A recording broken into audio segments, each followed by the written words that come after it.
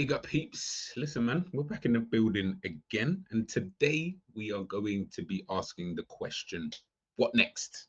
What next for Cody Gakpo? Now, big up to those who obviously watched my video speaking on Curtis Jones. Yeah, there's some good comments as well that came out of that video speaking about Jones and, where does he really go?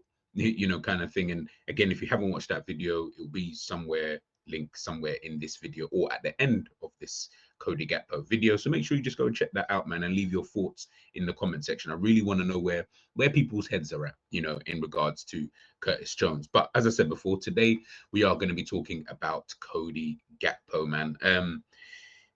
Yeah, this one is weird space. Can't even lie, man. When I think about Cody Gakpo, obviously last season playing on that left-hand side, yeah, I thought, you know what, he done better than I thought he would do. He stepped up in moments, in terms of across a season.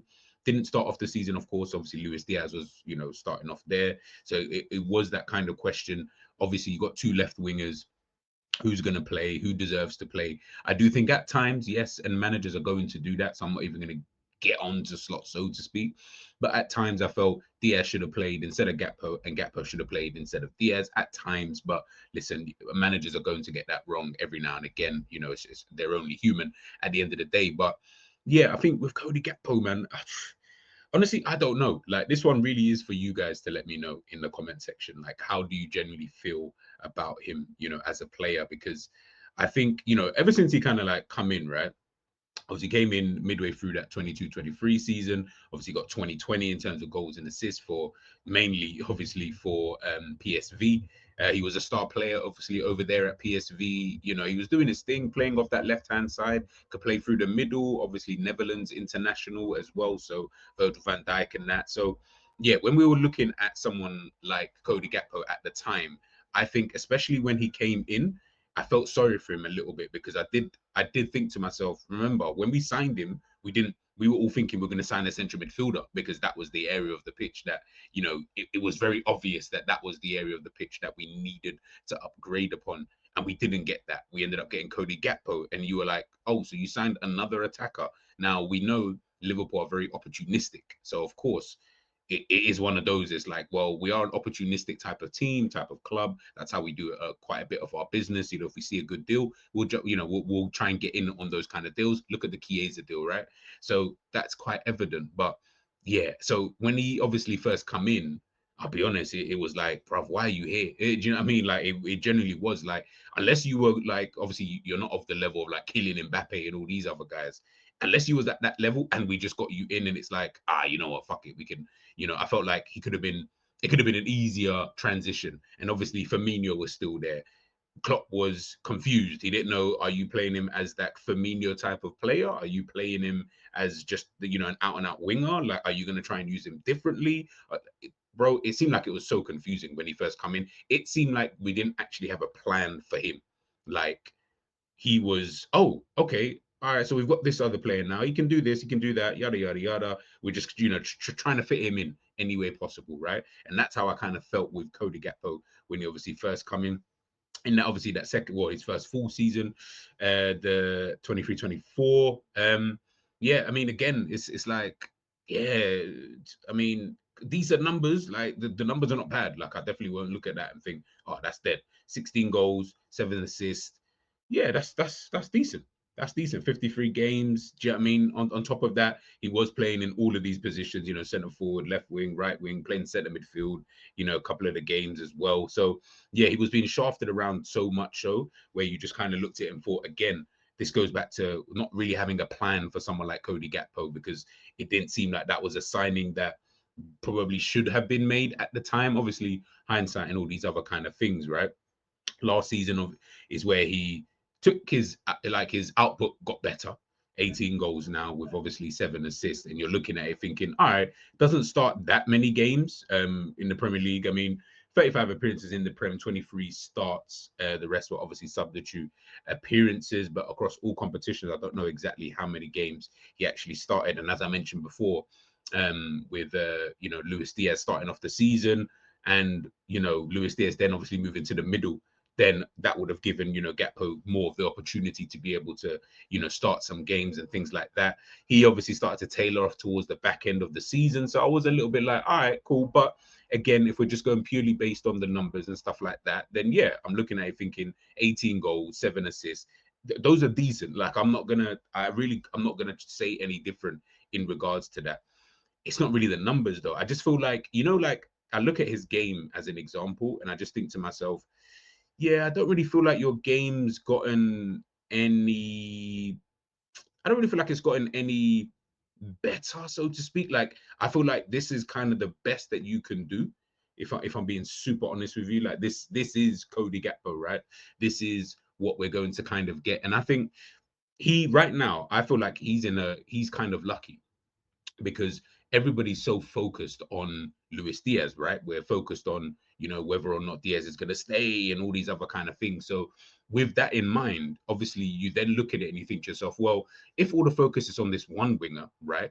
And me and him are obviously battling it out. Of course, one of you both want to take that spot.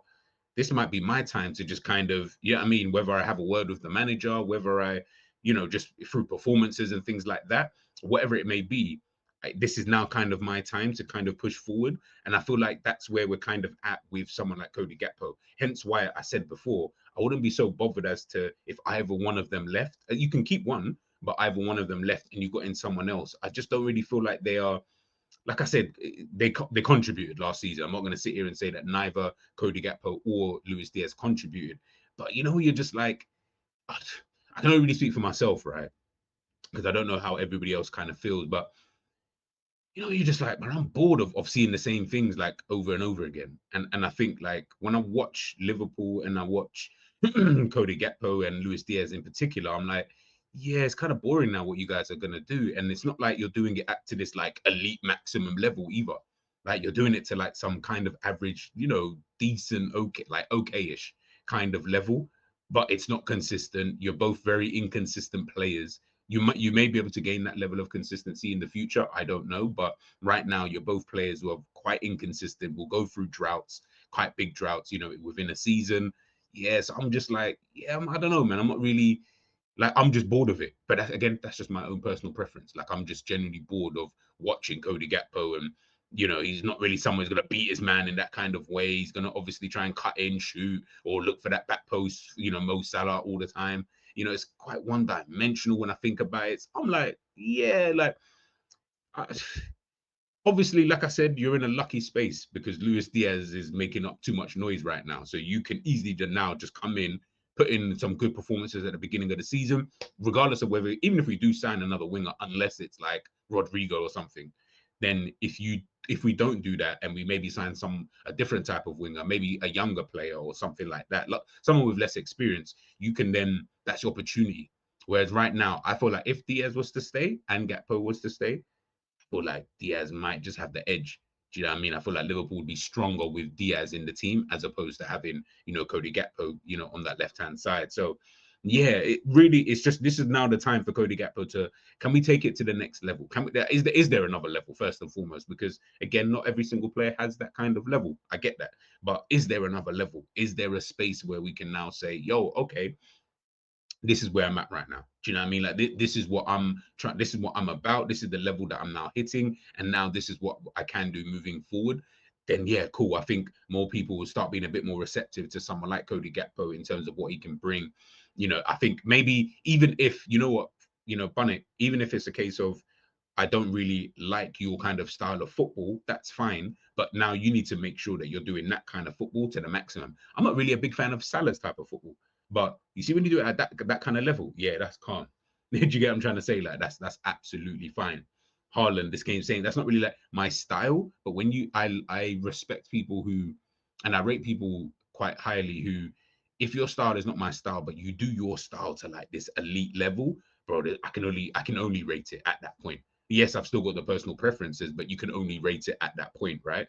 And I feel like with Cody Gakpo, you're at this kind of crossroads or this level of the trajectory where I'm like, okay, I need you to either do what you're doing of this style to like a really maximum level for me to rate obviously what you do.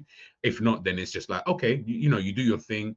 I don't really like it. I think with them, I'd rather go out and sign someone else, someone who's a bit more different, someone who's a bit more trickier on that kind of side, someone who's a bit more consistent in terms of the level of performances. Again, I don't know what Cody Gakpo is going to do this heading into this season, coming off the back of winning winning the Premier League last season. Maybe he's looking for some more starts. Maybe he's looking not even necessarily starts. Maybe it's just more about the guarantee in terms of, now you do trust me. Same way you're looking at some of the other players within the starting 11. Now you trust me in this forward line. Now it's just about the striker role, as an example, whether it's a false nine or an actual number nine. Like those are the kind of things I feel he should be asking moving forward. But again, it is really just a wait and see kind of game in terms of how Cody Gakpo sees it, how Arne Slot sees it, what Liverpool do in the transfer window. We've still got a lot of the transfer window to go. And I still think that Liverpool still need to do a bit more business, so to speak. So yeah, let's wait and see. Let's wait and see. But I'm intrigued to see kind of what next for Cody Gakpo. Where are we going basically with this? Are you going to turn into like this elite winger, or are you going to be like an average, like calm kind of winger? Does his thing, contributes to the team in that kind of sense? Who knows? But yeah, I think that's really just kind of the question I want to ask, and I want to know from you guys in the chat. So let me know your thoughts, man. Let me know your thoughts in regards to Cody Gakpo. What next for him? What next for him, man? Let me know, and I'll catch you guys soon, man. Peace.